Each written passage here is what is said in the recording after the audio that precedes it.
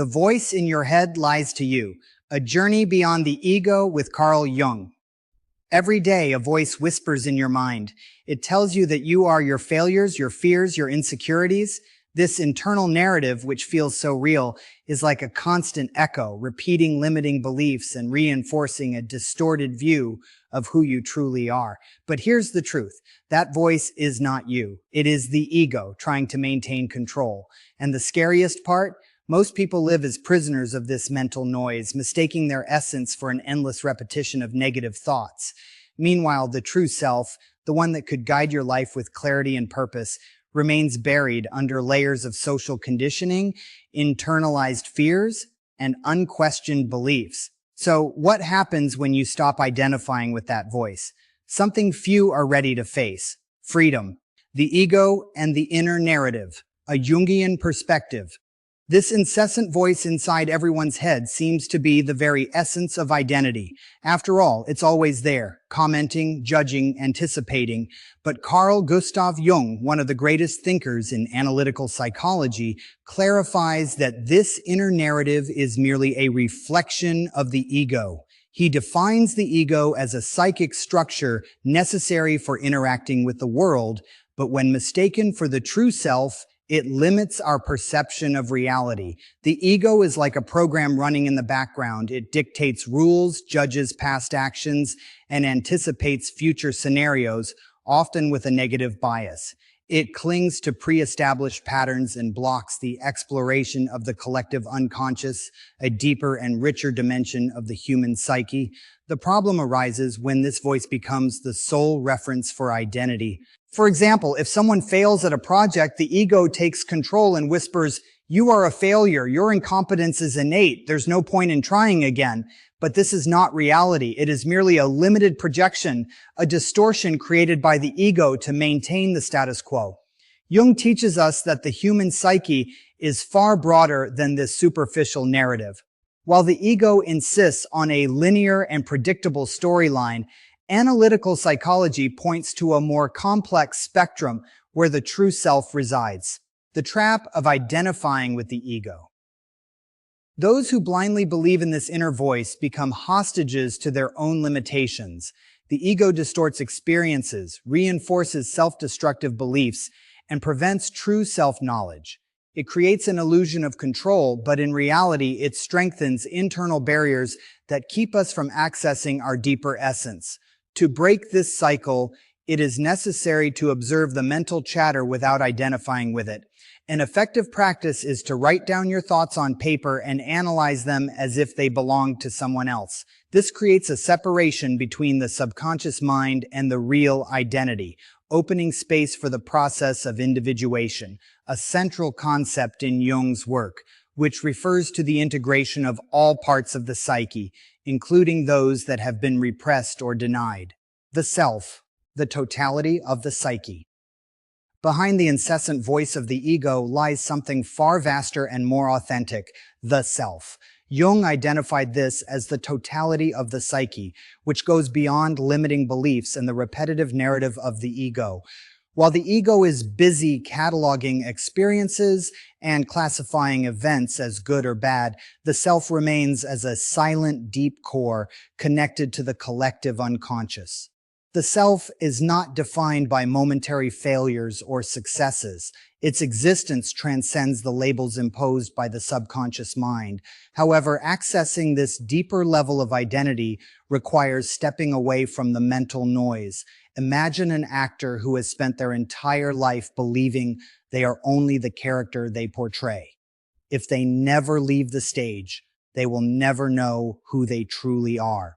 Similarly, those who identify solely with the ego remain trapped in repetitive patterns, believing they are their insecurities, fears, and immediate desires. Jung invites us to go beyond this mental theater, recognizing that there is a part of the psyche that does not need external validation to exist.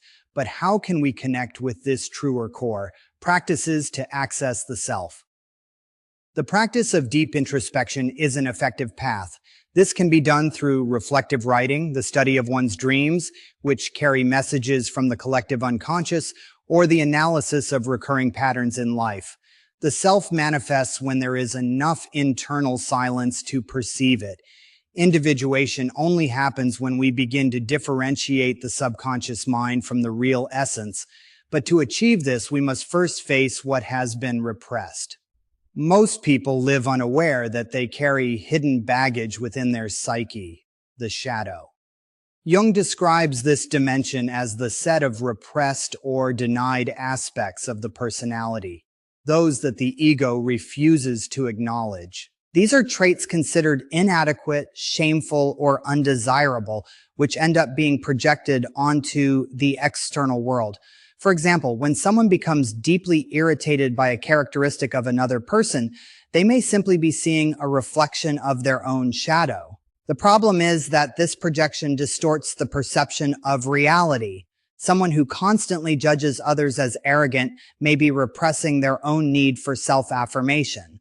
Someone who feels envy may be neglecting talents they refuse to develop. Integrating the shadow does not mean surrendering to it, but rather recognizing it and using it consciously. An effective exercise to access this hidden part of the psyche is to observe patterns of frustration and irritation. Whenever an intense emotion arises, it's worth asking, what does this reveal about me? Another powerful technique is free writing without censorship, which allows the shadow to express itself. Individuation, the path to wholeness. Jung described individuation as the most essential process of psychic development. Unlike simply adapting to social norms, individuation means integrating all the fragmented parts of the psyche, including those the ego would prefer to keep in the darkness. The problem is that most people spend their entire lives trying to fit into external standards, ignoring the internal impulses that point to a deeper sense of existence. The path of individuation is not comfortable. It requires the willingness to look inward and question everything that has been accepted as absolute truth. It means confronting one's insecurities, recognizing where the ego has acted as a tyrant, and allowing repressed aspects to be integrated into consciousness. Someone who has always seen themselves as a peaceful person may discover hidden aggressive traits. Someone who considered themselves independent may realize a deep need for approval. These uncomfortable encounters are necessary because it is only through accepting these polarities that the psyche finds balance. A practical way to begin this process is through critical self-observation. Instead of merely reacting emotionally to events, ask yourself, does this response come from my ego or from a deeper place? Practices like dream analysis, which Jung considered a direct portal to the collective unconscious, are also valuable tools. Mental chatter, messenger or villain. Most people see mental chatter as an enemy and an incessant noise that drains energy and generates anxiety. But Jung teaches us that instead of trying to forcefully silence it, it is wiser to listen to it strategically. These recurring thoughts do not appear by chance. They point to unresolved wounds and aspects of the psyche that need attention. If someone constantly torments themselves over a past mistake, it may indicate a need for internal reconciliation, not just a random annoyance. What many people do is fight against this voice, trying to suppress or ignore it, but this only strengthens its dominance. A mistake made years ago can become an unbearable burden simply because the ego refuses to integrate the experience as a lesson. Instead of running away, a more effective method is to write down these thoughts and ask, what do they want to teach me? If the mind persistently repeats a fear or guilt, it does not mean the person is weak or insecure. It simply indicates that something is waiting to be processed. Jung argued that individuation depends on this capacity for conscious internal dialogue.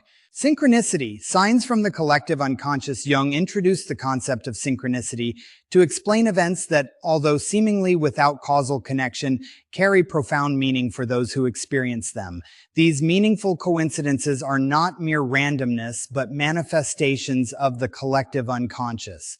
When someone finds exactly the information they needed at the right moment or crosses paths with a person who transforms their trajectory, it is not just luck. It is a reflection of symbolic patterns that operate beyond rational logic. Most people ignore these signs because the ego insists on viewing reality in a linear way. But the psyche does not work like that. The subconscious mind and the collective unconscious are constantly interacting with the external world, projecting internal contents and shaping experiences. If someone begins to notice recurring symbols in their life, such as a specific animal appearing repeatedly or a number that arises at key moments, it may be an invitation to explore deeper aspects of their own psyche. Conclusion: the journey beyond the ego. The voice in your head may lie to you, but it does not have to define who you are. By understanding Jung's theories, you gain tools to free yourself from the limitations imposed by the ego and access a deeper, more authentic dimension of yourself. This journey is not easy, but it is profoundly transformative. As Jung once said, until you make the unconscious conscious, it will direct your life and you will call it fate. If you resonated with this content, keep exploring. Jung's work is vast and full of insights that can illuminate your journey of self-discovery. Remember, true freedom begins when you stop believing all the stories your mind tells you and start connecting with what truly matters: yourself.